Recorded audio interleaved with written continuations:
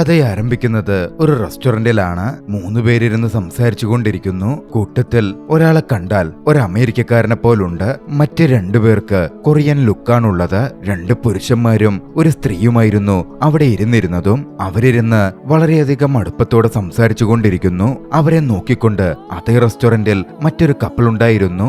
ഇവർ 3 പേരും തമ്മിൽ എങ്ങനാകും പരിചയം, എന്താവും ഇവർ തമ്മിലുള്ള ബന്ധം എന്ന മട്ടിൽ ആ കപ്പിൾസ് ഡിസ്കസ് ചെയ്യുന്നുണ്ട്. ആ 2 പേരെ കണ്ടില്ലേ, കൊറിയക്കാരെ പോലെ തോന്നിക്കുന്ന അവര് ഹസ്ബൻഡും വൈഫുമായിരിക്കും. പക്ഷെ ആ കൂടെയുള്ള വ്യക്തി ആരാ? അവരെന്തടുപ്പത്തിലാ സംസാരിക്കുന്നേ? അത് കേട്ടതും കൂടെയുണ്ടായിരുന്ന വ്യക്തി പറഞ്ഞു, അത് ചിലപ്പോ ഒന്നുകിൽ അവരുടെ കൊളീഗ് ആയിരിക്കും, അല്ലെങ്കിൽ ടൂറിസ്റ്റ് ഗൈഡോ മറ്റോ ആകും. അവരുടെ ബന്ധത്തെപ്പറ്റി ആ കപ്പിൾസ് അങ്ങനെ വിശകലനം ചെയ്തുകൊണ്ടിരിക്കെ കഥ കുറേയധികം വർഷം പിന്നിലേക്ക് പോകുന്നു. 24 വർഷങ്ങൾക്ക് മുമ്പ്, വർഷം 1999, സൗത്ത് കൊറിയയിലെ സിയൂൾ എന്ന നഗരം. ഹേസങ് എന്നും നായങ് എന്നും പേരുള്ള 2 കുട്ടികളെ നമ്മൾ പരിചയപ്പെടുന്നു. ഇരുവർക്കും 12 വയസ്സാണ് പ്രായം. ഒരേ സ്കൂളിൽ അടുത്ത സുഹൃത്തുക്കളായി അവർ കളിച്ചു രസിച്ച് വളർന്നുകൊണ്ടിരിക്കുന്നു. എപ്പോഴും ഒന്നിച്ച് യാത്ര ചെയ്യുകയും ഒന്നിച്ച് പഠിക്കുകയും ഒന്നിച്ച് കളിക്കുകയും മറ്റും ചെയ്തിരുന്ന അടുത്ത സുഹൃത്തുക്കളായിരുന്നു അവർ. എന്നിരുന്നാലും ചെറിയ വഴക്കും പിണക്കവുമൊക്കെ അവർക്കിടയിലും സംഭവിക്കാറുമുണ്ട്. അന്നൊരു ദിവസവും അതുപോലൊന്ന് നടന്നു. നായങ് എന്ന വിഷമത്തിലായിരുന്നു. അവളുടെ കണ്ണുകൾ നിറഞ്ഞിരുന്നു. എന്താ കാര്യം എന്ന മട്ടിൽ ഹേസങ് തിരക്കി. നായങ് ആദ്യം അതൊന്നും പറയുന്നുണ്ടായിരുന്നില്ല. ഹേസങ് ചോദിച്ചു, ഞാൻ ക്ലാസ്സിൽ ടോപ്പറായതാണോ നിന്റെ പ്രശ്നം? നിന്നേക്കാൾ മാർക്ക് കൂടുതലെടുത്തതാണോ? എത്രയോ തവണ ഞാൻ സെക്കൻഡ് വന്നിരിക്കുന്നു, നീയായിരുന്നില്ലേ ഫസ്റ്റ്? ഒരു തവണ ഞാൻ ഫസ്റ്റ് വന്നപ്പോഴേക്കും നീ ഇങ്ങനെ കരയുകയാണോ എന്ന് പറഞ്ഞ് മറ്റൊന്നും അധികം വിശദീകരിക്കാതെ അവൻ അവിടെ നിന്ന് പോയി. കാര്യം ഇങ്ങനെയുള്ള പിണക്കങ്ങളും സങ്കടങ്ങളും ഒക്കെ അവർക്കിടയിൽ ഉണ്ടാകുമെങ്കിലും ഇരുവരും പരസ്പരം എപ്പോഴും ഒരുപാട് സ്നേഹത്തിലും കരുതലിലുമായിരുന്നു മുമ്പോട്ട് പോയിക്കൊണ്ടിരുന്നത്. പക്ഷേ ഇതിനിടയിൽ മറ്റൊന്നുകൂടി സംഭവിക്കുന്നുണ്ടായിരുന്നു. നായങ്ങിന്റെ ഫാമിലി കാനഡയിലേക്ക് മൈഗ്രേറ്റ് ചെയ്യാൻ വേണ്ടി തീരുമാനിച്ചിരിക്കുകയായിരുന്നു. നായങ് ഒരു ദിവസം വീട്ടിൽ വെച്ച് തന്റെ അമ്മയ്ക്കടുത്ത് ഹേസങ്ങിനെ പറ്റി വിശദമായി പറഞ്ഞു. വലുതാകുമ്പോ തനിക്ക് ഹേസങ്ങിനെ വിവാഹം കഴിക്കണം എന്ന ആഗ്രഹവും പങ്കുവെച്ചു. പക്ഷേ അമ്മ പറഞ്ഞത്, ഒരുപാട് ആഗ്രഹങ്ങളൊന്നും അങ്ങനെ മനസ്സിൽ സൂക്ഷിക്കണ്ട, നമ്മൾ ഈ നാട് വിട്ടു പോവാനേ പോവുകയാണ്. എന്നിരുന്നാലും മകളുടെ കാര്യത്തിൽ ആ അമ്മയ്ക്ക് കൺസേൺ ഉണ്ടായിരുന്നു. നായങ്ങിന്റെ അമ്മ ഹേസങ്ങിന്റെ അമ്മയെ വിളിച്ചു. അടുത്ത ദിവസം മകനുമായി പാർക്കിൽ വരാമോ എന്ന് ചോദിച്ചു. ഹേസങ്ങും നായങ്ങും പാർക്കിൽ കളിക്കുമ്പോൾ ആ 2 അമ്മമാരും ഇരുന്ന് സംസാരിച്ചു. എന്റെ മകൾക്ക് നിങ്ങളുടെ മകനെ ഒരുപാട് ഇഷ്ടമാണ്, പക്ഷേ ഞങ്ങള് വൈകാതെ കാനഡയിലേക്ക് മൈഗ്രേറ്റ് ചെയ്യും. എന്താ നാടൊക്കെ വിട്ടങ്ങനെ പോകുന്നേ എന്ന മട്ടിലായി ഹേസങ്ങിന്റെ അമ്മയുടെ ചോദ്യം. നായങ്ങിന്റെ അമ്മ പറഞ്ഞു, എന്റെ ഭർത്താവ് ഒരു ഫിലിം ഡയറക്ടറാണ്. അദ്ദേഹത്തിന്റെ മികച്ച കരിയറിനും മറ്റും വേണ്ടി ഞങ്ങൾ കാനഡയിലേക്ക് മൂവ് ചെയ്യുവാണ്. പക്ഷേ ഇതേ സമയം നായങ്ങും ഹേസങ്ങും ആകട്ടെ ഇതൊന്നും അറിയാതെ പാർക്കിൽ കളിച്ചുകൊണ്ടേയിരിക്കുകയായിരുന്നു. വൈകാതെ ആ ഒരു ദിവസം എത്തി. നായങ്ങ് സ്കൂളിലെ തന്റെ സുഹൃത്തുക്കളോടൊക്കെ താൻ കാനഡയ്ക്ക് പോകുന്ന കാര്യം പറഞ്ഞ് യാത്ര ചോദിച്ചു. ഹേസങ് ആകട്ടെ ഇതൊക്കെ കേട്ടിട്ടും ഒന്നും മിണ്ടാതിരിക്കുകയാണ്. അന്ന് സ്കൂൾ കഴിഞ്ഞ് വീട്ടിലേക്ക് പോകുമ്പോഴും ഹേസങ് നായങ്ങിനോട് അതിനെപ്പറ്റി എന്തെങ്കിലും ചോദിക്കുകയോ മിണ്ടുകയോ ചെയ്തതേയില്ല. സാധാരണ പിരിയുന്നിടത്ത് വെച്ച് ബൈ പറഞ്ഞ് ഇരുവരും പതിവ് പോലെ 2 വഴിക്കായി പിരിഞ്ഞു. പിന്നീട് അവർ കണ്ടിട്ടേയില്ല. 12 വർഷങ്ങൾ അവിടെ നിന്നും കടന്നുപോയിരുന്നു. ഹേസങ് അപ്പോൾ സൗത്ത് കൊറിയയിൽ മിലിറ്ററി സേവനം അനുഷ്ഠിക്കുകയാണ്. നായങ് ആകട്ടെ കാനഡയിലേക്ക് മൂവ് ഔട്ട് ചെയ്തതിന് പിന്നാലെ തന്റെ പേര് എളുപ്പത്തിന് നോറയെന്ന് മാറ്റിയിരുന്നു. അവിടെ അവൾ പഠനവും മറ്റുമായി മുമ്പോട്ട് പോകുന്നു. മുതിർന്നു കഴിഞ്ഞപ്പോൾ ഒരു എഴുത്തുകാരിയാകണം എന്നതായിരുന്നു നോറയുടെ ആഗ്രഹം. കുറച്ചു നാളുകൾ കൂടി മുമ്പോട്ട് പോയി. അങ്ങനെയിരിക്കെയാണ് ഒരു ദിവസം നോറ ഫേസ്ബുക്കിൽ തന്റെ അച്ഛന്റെ പേജ് നിരീക്ഷിക്കുന്നത്. അവളുടെ അച്ഛൻ ഒരു ഫിലിം ഡയറക്ടറാണല്ലോ. ആ സമയത്ത് അതിലൊരു കമന്റ് കണ്ടു. ഹേസങ് എന്ന പേരുള്ള ഒരു പ്രൊഫൈലിൽ നിന്നുമാണ് കമന്റ്. ഈ ഡയറക്ടറുടെ മകൾ എന്റെ ചൈൽഡ്ഹുഡ് ഫ്രണ്ടാണ്. അവളോട് സംസാരിക്കാനായി ഞാൻ കുറേയധികമായി ശ്രമിക്കുന്നു, പക്ഷേ അവളുടെ പ്രൊഫൈൽ കിട്ടുന്നില്ല എന്ന തരത്തിലായിരുന്നു കമന്റ്. നായങ് അത് കണ്ടതും ഹേസങ്ങിനെ ഉടനടി ഓർത്തു. ഒട്ടും വൈകിയില്ല. ഹേസങ്ങിന്റെ പ്രൊഫൈൽ എടുത്ത് അവൾ ഉടനടി അതിലേക്കൊരു മെസ്സേജ് അയച്ചു. പക്ഷേ ഇതേസമയം മറുവശത്ത് ഹേസങ് ആകട്ടെ അന്നൊരുപാട് മദ്യപിച്ച് കൂട്ടുകാർക്കൊപ്പം ഇരിക്കുകയായിരുന്നു. നായങ് അയച്ച മെസ്സേജിന്റെ കാര്യം പോലും ഹേസങ് കാര്യമായി ശ്രദ്ധിച്ചതേയില്ല. പിറ്റേന്ന് മദ്യത്തിന്റെ കെട്ടൊക്കെ ഇറങ്ങിയപ്പോഴായിരുന്നു അവൻ ആ കാര്യം കാണുന്നതും പെട്ടെന്ന് ഓർമ്മ വരുന്നതും. ഒട്ടും മടിച്ചില്ല. ഉടനടി ഫോൺ എടുത്ത് അവൻ റിപ്ലൈ മെസ്സേജ് അയച്ചു. മെസ്സേജ് കണ്ടതും നായങ്ങിന് അത്രമേൽ സന്തോഷം തോന്നി. നായങ് വേഗം റൂമിലെത്തി തന്റെ ലാപ്ടോപ്പ് ഓൺ ആക്കി. ഹേസങ്ങുമായി ചാറ്റ് ചെയ്യലായിരുന്നു നായങ്ങിന്റെ ലക്ഷ്യം. അപ്പോഴേക്കും അവിടെ ഒരു വീഡിയോ കോളും എത്തി. ഹേസങ് ആയിരുന്നു വിളിച്ചത്. നായങ്ങും ഹേസങ്ങും വർഷങ്ങൾക്ക് ശേഷം പരസ്പരം കണ്ടു. വല്ലാത്തൊരു സന്തോഷം ഇരുവർക്കും തോന്നുന്നുണ്ടായിരുന്നു. പക്ഷേ ഒരു സ്റ്റാർട്ടിംഗ് ട്രബിൾ, ഒന്നും അങ്ങ് സംസാരിക്കാൻ പറ്റുന്നില്ല. വൈകാതെ ഇരുവരും സംസാരിച്ചു തുടങ്ങി. ഹേസങ് നായങ്ങിനടുക്കൽ അവളുടെ ഫേസ്ബുക്ക് പ്രൊഫൈൽ താൻ എത്രത്തോളം നോക്കി എന്നിട്ടും കണ്ടുകിട്ടിയിരുന്നില്ല. ഒരുപാട് ബുദ്ധിമുട്ടിയ ഇപ്പോ നിന്റെ ഒരു മെസ്സേജ് തന്നെ കിട്ടിയത് എന്ന മട്ടിൽ അവളോടായി പറഞ്ഞു. എന്റെ പേര് ഞാൻ നോറ എന്ന് മാറ്റിയെന്നും അതാ ഫേസ്ബുക്കിൽ എന്റെ പഴയ പേര് വെച്ച് സെർച്ച് ചെയ്ത നിനക്ക് കിട്ടാതിരുന്നത് എന്നും അവൾ വ്യക്തമാക്കി. അവരുടെ സംസാരം പഴയകാല കാര്യങ്ങളിലേക്കും മറ്റ് കാര്യങ്ങളിലേക്കും കടന്നു. പഴയ സ്നേഹം എവിടേക്കെയോ മുട്ടിട്ടുണരുന്നുണ്ടായിരുന്നു. പക്ഷേ ഒരുപാട് നേരം സംസാരം തുടരാൻ സാധിച്ചില്ല. ഹേസങ്ങിന് കോളേജിൽ പോകണമായിരുന്നു. അക്കാര്യം പറഞ്ഞ് അവൻ അവിടെ നിന്ന് പോന്നു. പക്ഷേ പിന്നീട് അങ്ങോട്ടേക്ക് തുടർച്ചയായി ഇരുവരും വീഡിയോ കോളുകളിലൂടെ സംസാരിച്ചുകൊണ്ടേയിരുന്നു. ഭക്ഷണം കഴിക്കുമ്പോഴും ഫ്രീ ടൈമിലും ഒക്കെയും അവർക്ക് ഈ സംസാരം തന്നെയായിരുന്നു പണി. ആ ഒരു സമയത്താണ് ഹേസങ് ചില കാര്യങ്ങളൊക്കെ മനസ്സിലാക്കുന്നത്. നോറ ഇപ്പോൾ ഉള്ളത് ന്യൂയോർക്കിലാണ്. ഒരു വലിയ എഴുത്തുകാരിയാകണം എന്നതായിരുന്നു നോറയുടെ ആഗ്രഹം. അതിനുവേണ്ടി ഒരു റിട്രീറ്റിൽ പങ്കെടുക്കാനും മറ്റുമായി അവൾ അവിടെ എത്തിച്ചേർന്നതായിരുന്നു. ഹേസങ് ഇപ്പോൾ ചൈനീസ് മാൻഡറിൻ പഠിക്കാൻ പോകുന്നുണ്ട് എന്ന് മനസ്സിലാക്കിയ നായങ് അവനോടായി ചോദിച്ചു, നിനക്ക് ഈ സമയത്ത് ഇംഗ്ലീഷ് പഠിച്ചുകൂടെ? അങ്ങനാണെ നിനക്ക് നേരെ ഇങ്ങോട്ടേക്ക് വരാലോ, നമുക്ക് ഒന്നിച്ച് നേരിട്ട് കണ്ട് സംസാരിച്ച് ജീവിക്കാലോ. ഏയ്, അത് ശരിയാവില്ല. എനിക്കിവിടെ ഇപ്പോ ജോലിയുണ്ട്. മാത്രമല്ല ഞാൻ ഈ മാൻഡറിൻ പഠിക്കുന്നത് തന്നെ എന്റെ ജോലിക്ക് ഹെൽപ്ഫുള്ളാകും എന്നുള്ളത് കൊണ്ടാണ്. എന്തായാലും ഇരുവരുടെയും സംസാരവും ലോങ് ഡിസ്റ്റൻസ് റിലേഷൻഷിപ്പും അങ്ങനെ തുടർന്നുകൊണ്ടിരുന്നു. പക്ഷേ പോകെ പോകെ തന്റെ എഴുത്തിൽ കോൺസെൻട്രേറ്റ് ചെയ്യാനോ തന്റെ കാര്യങ്ങളൊന്നും ചെയ്യാനോ നായങ്ങിന് അത്രയ്ക്കങ്ങ് സാധിക്കുന്നുണ്ടായിരുന്നില്ല.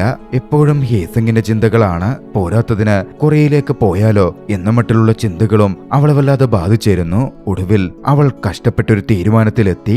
അവൾ ഹേസങ്ങിനെ വിളിച്ചു. ഹേസങ് കോൾ അറ്റൻഡ് ചെയ്തു. പക്ഷേ നായങ്ങ് കാര്യമായി തുടക്കത്തിലൊന്നും മിണ്ടുന്നുണ്ടായിരുന്നില്ല. എന്താ കാര്യം? എന്താ വിളിച്ചിട്ടൊന്നും മിണ്ടാതിരിക്കുന്നേ എന്ന മട്ടിൽ ഹേസങ് തിരക്കി.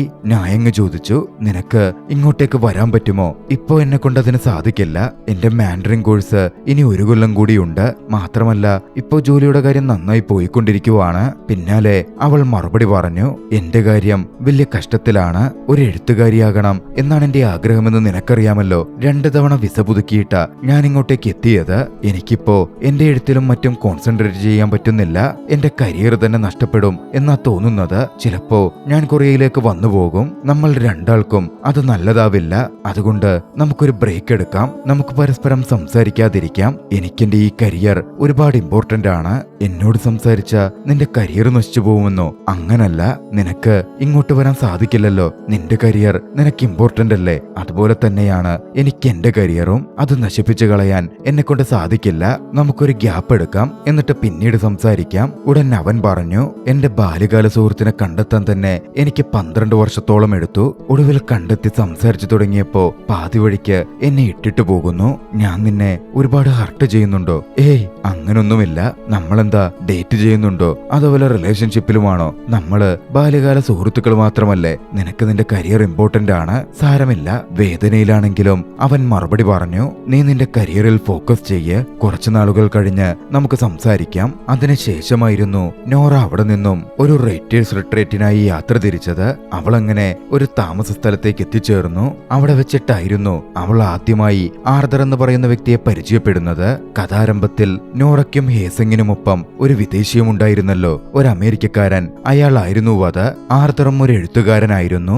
അവർ തമ്മിൽ എഴുത്തുകളെ പറ്റിയും മറ്റും ഒരുപാട് എപ്പോഴും സംസാരിച്ചു കൊണ്ടിരുന്നു. പതിയെ പതിയെ ഒരടുപ്പവും അവർക്കിടയിൽ ഉടലെടുത്തു. മറുവശത്ത് ഹേസങ് ആകട്ടെ പലപ്പോഴും നോറയ്ക്ക് മെസ്സേജ് അയച്ചാലോ എന്ന് ചിന്തിച്ച് തന്റെ ഫോൺ എടുത്ത് മെസ്സേജ് വരെ ടൈപ്പ് ചെയ്തു. പക്ഷേ പിന്നീട് അത് വേണ്ടെന്ന് വെച്ച് അത് ക്യാൻസൽ ചെയ്ത് കളഞ്ഞു. അങ്ങനെ ഒരു ദിവസം എല്ലാവരുടെയും കൂടെ ആർദറും നോറയും ഇരുന്ന് സംസാരിക്കുകയായിരുന്നു. ആ സംസാരിക്കുന്നതിന്റെ ഇടയിൽ കുറച്ചു സമയം അവർ തനിച്ചായപ്പോ കൊറിയയിലെ വിശ്വാസപ്രകാരം ബുദ്ധിസ്റ്റ് ഡിറൈവ്ഡ് കോൺസെപ്റ്റായ ഇന്യൂണിനെ പറ്റി നോറ ആർദറോട് ഡിസ്കസ് ചെയ്തു. ആയിരക്കണക്കിന് വർഷങ്ങൾ പഴക്കമുള്ള നമ്മുടെ പഴയ ജീവിതങ്ങൾ, മുൻകാല ജീവിതങ്ങൾ, അത് ഇന്നത്തെ പ്രസന്റുമായി എങ്ങനെ ബന്ധപ്പെട്ടിരിക്കുന്നു എന്ന തരത്തിലുള്ളൊരു വിശദീകരണമാണത്. ഉദാഹരണം പറഞ്ഞാൽ തെരുവിലൂടെ നടക്കുമ്പോൾ രണ്ടുപേരുടെ കൈകൾ കൂട്ടിമുട്ടി അവർ തമ്മിൽ പഴയകാലത്തെന്തോ ബന്ധമുണ്ടാകും എന്ന് തന്നെയാണ് അതിനർത്ഥം. ഈ ജന്മത്തിൽ രണ്ടുപേർ വിവാഹിതരാകുന്നുണ്ടെങ്കിൽ അവർ തമ്മിൽ മുൻകാല ജീവിതത്തിൽ 8000 വർഷത്തെ ബന്ധമുണ്ടായിരിക്കും. ഒക്കെ പറഞ്ഞ് അവരങ്ങനെ ചിരിച്ചുകൊണ്ടിരിക്കെ ആർദർ ചോദിച്ചു, ഇപ്പോ നീയും ഞാനും ഇവിടെ ഒന്നിച്ചിരിക്കുന്നു.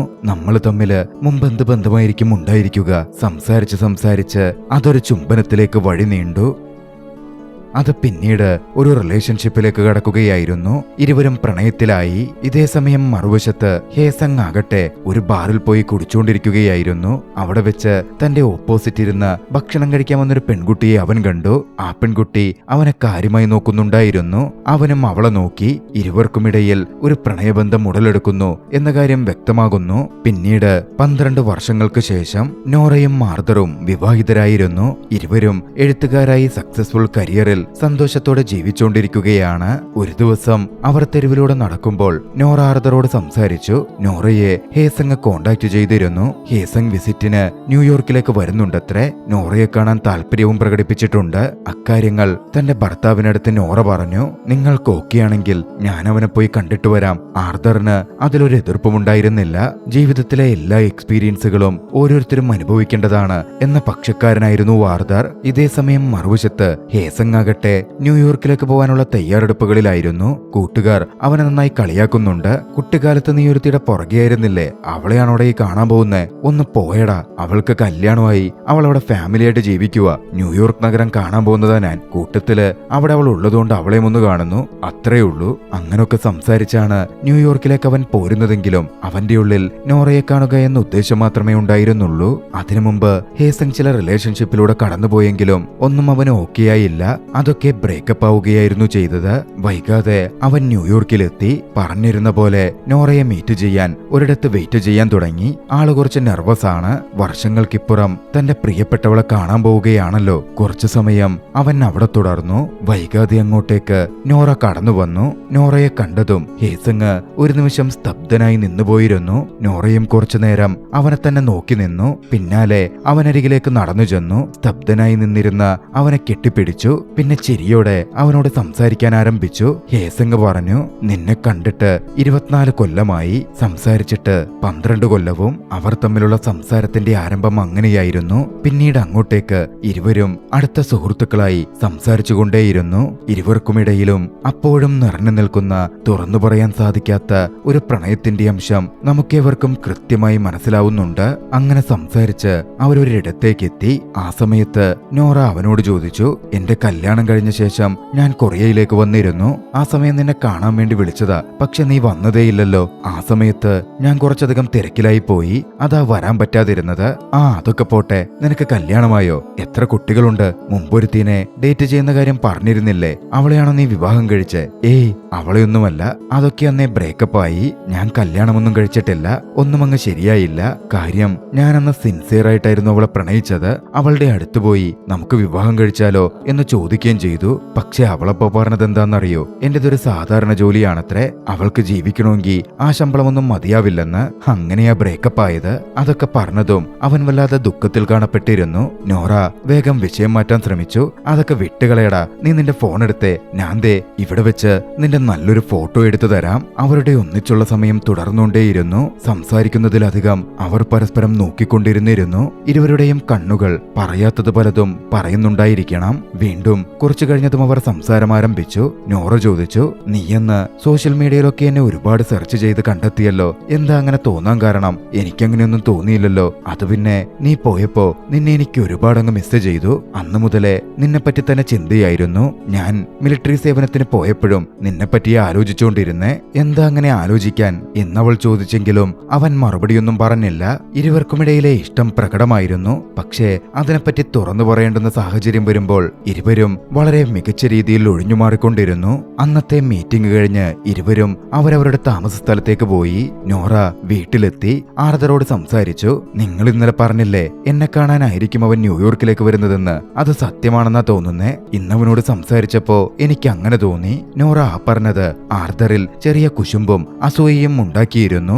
ആർതർ ചോദിച്ചു, അവനെ കാണാൻ എങ്ങനാ? എന്നെക്കാ ഭംഗിയുണ്ടോ? കാണാനൊക്കെ ഒരുപാട് നല്ലതാണോ? ഏയ്, കാണാൻ അത്ര കുഴപ്പമൊന്നുമില്ല. പിന്നെ നല്ല ഫിറ്റ് ബോഡിയൊക്കെയാ. ആർതർ വീണ്ടും വീണ്ടും ഹേസങ്ങിനെ പറ്റി തന്നെ ചോദിച്ചുകൊണ്ടേയിരുന്നു. എന്തുകൊണ്ടോ ഒരു ആശങ്ക ആർതറിൽ പ്രകടമായി കാണാമായിരുന്നു. കുട്ടിക്കാലത്ത് അവർ ഇഷ്ടത്തിലായിരുന്നവരാണല്ലോ. ഒരുപക്ഷെ ഇനിയെങ്ങാൻ അവൾ തന്നെ വിട്ട് അവന്റെ കൂടെ പോകുമോ എന്നൊരു ഭയം ആർതറിന്റെ ഉള്ളിൽ ഉണ്ടായിരുന്നു. മറുവശത്ത് ഹേസങ് ഹോട്ടൽ റൂമിലേക്ക് എത്തി. പക്ഷേ അവിടെ എത്തിയതും വല്ലാത്തൊരു ഏകാന്തത അവനെ വരിഞ്ഞു മുറുകി. മറുവശത്ത് ആർതറും നോറയും ഉറങ്ങാൻ വേണ്ടി കിടന്നിരുന്നു. ആർതറിന് ഉറക്കമേ വരുന്നില്ല. ഹേസങ്ങിനെ പറ്റി തന്നെയാണ് സംസാരം മുഴുവൻ. തന്റെ ഉള്ളിലെ ആശങ്കകൾ ആർതർ മറ്റൊരു രീതിയിൽ പറഞ്ഞുകൊണ്ടേയിരുന്നു. നീ ആലോചിച്ചു നോക്കിക്കേ, നിന്റെ ആ ചൈൽഡ്ഹുഡ് ഫ്രണ്ടിന്റെയും കഥ എന്ത് നല്ല കഥയാണെന്ന്. 20 വർഷങ്ങൾക്ക് ശേഷം പരസ്പരം ഇഷ്ടപ്പെട്ട രണ്ടുപേർ കണ്ടുമുട്ടുന്നു. പക്ഷേ അതിലെ വില്ലനാരാ? ഈ ഞാനല്ലേ? ഞാനില്ലായിരുന്നെങ്കിൽ നിങ്ങൾ ചിലപ്പോ ഒന്നിച്ചേനെ. ഒരുപക്ഷെ എന്നെ കണ്ടില്ലായിരുന്നെങ്കിൽ നിങ്ങൾ ഒന്നിക്കേണ്ടവരായിരുന്നു. ഏയ്, അങ്ങനൊന്നുമില്ല, നോറ ആർതറിനോട് പറഞ്ഞു. ആർതർ ചോദിച്ചു, ഞാൻ പറയുന്നത് കൃത്യമായി കേക്ക്. എന്റെ ഒരു ആശങ്കയും സംശയവുമാണ്. ആ റൈറ്റേഴ്സ് റിട്രീറ്റിന് നമ്മള് ഒരിടത്ത് താമസിക്കേണ്ടി വന്നു. എങ്ങനെയൊക്കെയോ നീ കണ്ട സിനിമകൾ ഞാൻ കണ്ടിരുന്നു. നമ്മളൊരേ വൈബ് മാച്ച് ചെയ്തിരുന്നു. ഞാനൊരു എഴുത്തുകാരനായിരുന്നു, നിനക്ക് സപ്പോർട്ട് വേണമായിരുന്നു. അതുകൊണ്ടൊക്കെയല്ലേ നമ്മളൊരു റിലേഷൻഷിപ്പിലായത്. ഒരുപക്ഷെ അന്ന് ഞാൻ താമസിച്ചിടത്ത് ഇതുമായി പുലബന്ധം പോലുമില്ലാത്ത മറ്റൊരാളാണ് താമസിച്ചതെങ്കിൽ നീ അയാളെയും വിവാഹം കഴിക്കുമായിരുന്നു. അതോ ഇനി നിനക്ക് ഗ്രീൻ കാർഡ് കിട്ടാൻ വേണ്ടി മാത്രമാണോ നീ എന്നെ വിവാഹം കഴിച്ചത്? അത് കേട്ടതും നോറ പറഞ്ഞു, ഏയ് അങ്ങനൊന്നുമല്ല, ഞാൻ നിങ്ങളെ ആത്മാർത്ഥമായി തന്നെ പ്രണയിച്ചിരുന്നു. നിങ്ങൾ ഉപേക്ഷിച്ച് ഞാൻ എവിടെയും പോവാൻ പോകുന്നുമില്ല. അടുത്ത ദിവസം വീണ്ടും നോറയും ഹേസങ്ങും കണ്ടുമുട്ടി. ഹേസങ് അവനെ അവിടം ചുറ്റിക്കാണിക്കുവാൻ വേണ്ടി കൊണ്ടുപോയി. ആ യാത്രയിൽ തന്റെ വിവാഹ ഫോട്ടോസൊക്കെ നോറ ഹേസങ്ങിനെ കാണിച്ചു കൊടുത്തു. അന്നത്തെ കറക്കമൊക്കെ കഴിഞ്ഞ് വൈകുന്നേരം ഹേസങ്ങിനെ നോറ തന്റെ വീട്ടിലേക്ക് കൂട്ടിയിരുന്നു. ഹേസങ് സംശയത്തോട് ചോദിച്ചു, നിന്റെ ഭർത്താവിനത് ഇഷ്ടപ്പെടുമോ? അദ്ദേഹമാണ് നിന്നെ കൂട്ടിക്കൊണ്ടുവരാൻ പറഞ്ഞത് എന്നായിരുന്നു നോറയുടെ മറുപടി. അങ്ങനെ അവർ വീട്ടിലെത്തി. ആർതറും ഹേസങ്ങും പരസ്പരം കണ്ടു. ആദ്യം എന്ത് പറയണമെന്ന് ഇരുവർക്കും മനസ്സിലാവുന്നുണ്ടായിരുന്നില്ല. വല്ലാത്തൊരു പരുങ്ങൽ ഇരുവർക്കുമുള്ളിലും ഉണ്ടാവുകയും ചെയ്തു. കൊറിയനിൽ നോറയുടെ ഭർത്താവ് ഹേസങ്ങിനടുക്കൽ സുഖമാണോ, എപ്പോഴാ എത്തിയത് എന്ന മട്ടിൽ അഭിവാദ്യം ചെയ്തു. തിരിച്ച് ഇംഗ്ലീഷിലായിരുന്നു ഹേസങ് മറുപടി കൊടുത്തത്. അതവിടെ ഒരു സരസമായ നിമിഷം ക്രിയേറ്റ് ചെയ്തു. വൈകാതെ ഭക്ഷണം കഴിക്കാനായി അവർ മൂന്നുപേരും പുറത്തിറങ്ങി. തെരുവിലൂടെ നടക്കുമ്പോ ഇന്ന് എവിടൊക്കെ പോയി എന്ന് ആർതർ ചോദിച്ചു. ഹേസങ് ആയിരുന്നു മറുപടി പറഞ്ഞത്. പക്ഷേ ഹേസങ് പറഞ്ഞ ഇടത്തൊന്നും തങ്ങൾ ഇതുവരെ പോയിട്ടേയില്ല എന്ന മട്ടിൽ ചിരിച്ചുകൊണ്ട് ആർതർ മറുപടി പറഞ്ഞു. എന്താടോ, നിന്റെ ഭർത്താവിനെ ഇവിടുന്ന് നീ കൊണ്ടുപോയിട്ടേയില്ലേ എന്ന മട്ടിൽ ഹേസങ് നോറയെ കളിയാക്കി. വൈകാതെ അവർ റെസ്റ്റോറന്റിലെത്തി. ഭക്ഷണം ഓർഡർ ചെയ്ത് സംസാരിച്ചിരിക്കാൻ ആരംഭിച്ചു. അതായിരുന്നു കഥയുടെ തുടക്കം. അവർ തമ്മിലുള്ള ബന്ധമെന്താണ് എന്നെതിരിലിരുന്ന കപ്പിൾസ് വിശകലനം ചെയ്തിരുന്ന ആ നിമിഷം ഹേസങ് കൊറിയനിൽ പറയുന്നത് നോറ ആർതറിനെ ട്രാൻസ്ലേറ്റ് ചെയ്തു കൊടുക്കും. നേരെ തിരിച്ചും അത് തന്നെ സംഭവിക്കും. ആദ്യമാദ്യം സംസാരം അങ്ങനെ മുമ്പോട്ട് പോയെങ്കിലും കുറച്ചു കഴിഞ്ഞതും നോറയും ഹേസങ്ങും കൊറിയനിൽ മാത്രം സംസാരിക്കാൻ തുടങ്ങി. അവർ തമ്മിലുള്ള സംസാരം അങ്ങനെ തുടരുന്നത് ആർതറിൽ വല്ലായ്മയുണ്ടാക്കുന്നുണ്ടായിരുന്നു. പക്ഷേ ഹേസങ് പറഞ്ഞത് ഇതൊക്കെയായിരുന്നു. നിന്റെ ഭർത്താവ് എന്ത് നല്ല മനുഷ്യനാണ്. നിന്നെ അദ്ദേഹം നന്നായി തന്നെ നോക്കുന്നുണ്ട്. കുട്ടിക്കാലത്ത് നീ കൊറിയയിൽ നിന്ന് പോന്നില്ലായിരുന്നുവെങ്കിൽ, അല്ലെങ്കിൽ 12 കൊല്ലങ്ങൾക്ക് മുമ്പ് ന്യൂയോർക്കിലേക്ക് നീ എന്നോട് വരാൻ പറഞ്ഞപ്പോ ഞാൻ വന്നിരുന്നെങ്കിൽ ഒരുപക്ഷെ നമ്മൾ വിവാഹിതരായിരുന്നേനെ. ചിലപ്പോ നമുക്കിപ്പോ കുട്ടികൾ പോലും ഉണ്ടാകും, പറയാൻ പറ്റില്ല. ചിലപ്പോ ബ്രേക്കപ്പും ആയേക്കാം. പക്ഷെ എന്നാലും അന്ന് ആ 12 വർഷങ്ങൾക്ക് മുമ്പ് ബ്രേക്ക് എടുക്കാമെന്ന് പറഞ്ഞ് നീ ഫോൺ കട്ട് ചെയ്തു പോയില്ലേ? പിന്നീട് ഞാൻ ഒരുപാട് ഒറ്റയ്ക്കായ പോലെ തോന്നിയിരുന്നു. ആ സമയം നോറ പറഞ്ഞു, നമ്മുടെ കൊറിയൻ ട്രഡീഷനെ പറ്റി നിനക്കറിയാൻ പാടില്ലേ? ഇന്നയോണെ പറ്റി. നമ്മൾ രണ്ടാളും ഇവിടിപ്പോ ഇങ്ങനെ ഇരുന്ന് സംസാരിക്കുന്നുണ്ടെങ്കിൽ പൂർവ്വജന്മത്തിൽ നമ്മൾ തമ്മിൽ എന്തോ ബന്ധമുണ്ടായിരുന്നിരിക്കും. ഉടൻ ഹേസങ് പറഞ്ഞു, എന്നെ സംബന്ധിച്ചിടത്തോളം ഈ ജന്മത്തിലെ മേഡ് ഫോർ ഈച്ച് അതർ നീയും നിന്റെ ഭർത്താവുമാണ്. നിങ്ങൾ വിവാഹിതരാണല്ലോ. അങ്ങനാണെങ്കിൽ നിങ്ങൾ തമ്മിൽ 8000 വർഷത്തെ പൂർവ്വജന്മ ബന്ധമുണ്ട്. അദ്ദേഹം നിന്നെ നല്ല രീതിയിലാ നോക്കുന്നത്. അദ്ദേഹത്തെ നീയും അതുപോലെ തന്നെ നോക്കണം, ഒരുപാട് സ്നേഹിക്കണം. അവർ കൊറിയനിൽ പരസ്പരം സംസാരിക്കുന്നത് എന്താണെന്ന് മനസ്സിലാവാതെ ആർതർ ഒരു ആശങ്കയോടെ അവർ തന്നെ നോക്കിയിരിക്കുകയായിരുന്നു. കണ്ണുകൾ നിറഞ്ഞിരുന്ന നോറ ആർതറിനെ നോക്കിക്കൊണ്ട് പറഞ്ഞു, അവൻ നിങ്ങളെപ്പറ്റി തന്നെയാണ് സംസാരിച്ചുകൊണ്ടിരിക്കുന്നത്. ആർതറിന്റെ മുഖത്ത് ഒരു പുഞ്ചിരി തെളിയുന്നുണ്ടായിരുന്നു. കുറച്ചു കഴിഞ്ഞതും റെസ്റ്റ് റൂമിൽ പോവാൻ നോറ അവിടെ നിന്ന് എഴുന്നേറ്റ് പോയി. തനിക്കറിയാവുന്ന മുറി ഇംഗ്ലീഷിൽ ഹേസങ് ആർതറോട് സംസാരിച്ചു. ഞങ്ങൾ തനിച്ച് സംസാരിച്ചതിൽ ഒന്നും തോന്നരുത്, എന്നോട് ക്ഷമിക്കണം എന്ന തരത്തിൽ പറഞ്ഞു. ഏയ്, അതിലൊന്നും ഒരു കുഴപ്പവുമില്ല. വർഷങ്ങൾക്ക് ശേഷം 2 സുഹൃത്തുക്കൾ മീറ്റ് ചെയ്യുന്നു. അതിൽ എനിക്ക് യാതൊരുവിധ പരാതിയുമില്ല. ആ സമയം ഹേസങ് ആർതറോട് ചോദിച്ചു, നിങ്ങൾക്ക് കൊറിയൻ ട്രഡീഷനായ ഇന്നയോണെ പറ്റി അറിയുമോ? അറിയാം, നോറ എന്നോട് പറഞ്ഞിട്ടുണ്ട്. ആർതർ പറഞ്ഞു, നോക്ക്, നമ്മൾ ഒന്നിച്ചായിരിക്കുന്നേ. നമ്മൾ തമ്മിലും മുജ്ജന്മത്തിൽ എന്തൊക്കെയോ ബന്ധമുണ്ടായിരിക്കും. അവർക്കിടയിൽ അതൊരു പുഞ്ചിരി ഉണ്ടാക്കി. വൈകാതെ അവർ തിരികെ വീട്ടിലേക്ക് എത്തിയിരുന്നു. ഹേസങ്ങിന് മടങ്ങാൻ നേരമായി. ഒരു യൂബർ ബുക്ക് ചെയ്തു. അവനെ യാത്രയാക്കാൻ ഹേസങ്ങിനൊപ്പം നോറയും ചെന്ന് നിന്നിരുന്നു. അവിടെ നിന്നിട്ടും ഇരുവർക്കുമൊന്നും സംസാരിക്കാൻ പറ്റുന്നില്ല. കാറ് വരുന്നവരെ അവർ അങ്ങനെ ഒന്നും മിണ്ടാതെ വെയിറ്റ് ചെയ്ത് നിന്നു. വൈകാതെ കാർ എത്തി. ഹേസങ് കാറിലേക്ക് കയറാൻ പോയി. ആ സമയം തിരിഞ്ഞു നിന്ന് നോറയോട് പറഞ്ഞു, ഒരുപക്ഷെ നമ്മളിപ്പോൾ ജീവിക്കുന്നത് നമ്മളുടെ ഏതെങ്കിലും മുജ്ജന്മ ജീവിതത്തിന്റെ ബാക്കിയാകാം. അടുത്ത ജന്മത്തിൽ നമ്മൾ എന്തായിത്തീരും? നിനക്കെന്തെങ്കിലും ഐഡിയയുണ്ടോ? എനിക്കറിയില്ല എന്നായിരുന്നു നോറയുടെ മറുപടി. എങ്കിൽ പിന്നെ കാണാം എന്ന് പറഞ്ഞ് അവൻ വണ്ടിയിലേക്ക് കയറി. നോറ വേദനയോടെ തിരിച്ചു നടന്നു. അവളുടെ കണ്ണുകൾ നിറഞ്ഞിരുന്നു. ആർതറിനരികിലേക്ക് അവൾ തിരികെ എത്തി. കരഞ്ഞുകൊണ്ട് ആർതറിന്റെ തോളിലേക്ക് ചാഞ്ഞു. ആർതർ അവളെയും കൂട്ടി വീട്ടിലേക്ക് കയറിപ്പോവാൻ ആരംഭിച്ചു. അവളെ ആശ്വസിപ്പിച്ചു. ആ ദൃശ്യങ്ങളോടെ ചലച്ചിത്രം അവസാനിക്കുന്നു. പാസ്റ്റ് ലൈവ്സ് എന്ന ഓസ്കാർ നോമിനേഷൻ കിട്ടിയ ഏറെ രസകരമായ ഈ ഒരു ചലച്ചിത്രം നിങ്ങൾക്കിഷ്ടമായെങ്കിൽ വീഡിയോ ലൈക്ക് ചെയ്യുക. അഭിപ്രായങ്ങളും നിർദ്ദേശങ്ങളും കമന്റുകളിൽ രേഖപ്പെടുത്തുക. കഴിയുമെങ്കിൽ ചാനൽ സബ്സ്ക്രൈബ് ചെയ്തും കൂട്ടുകാർക്ക് ഷെയർ ചെയ്തു കൊടുത്തും ഞങ്ങളെ സപ്പോർട്ട് ചെയ്യുക. അടുത്ത എപ്പിസോഡിൽ മറ്റൊരു മികച്ച ചലച്ചിത്രവുമായി നമുക്ക് കണ്ടുമുട്ടാം. അതുവരെ ബൈ.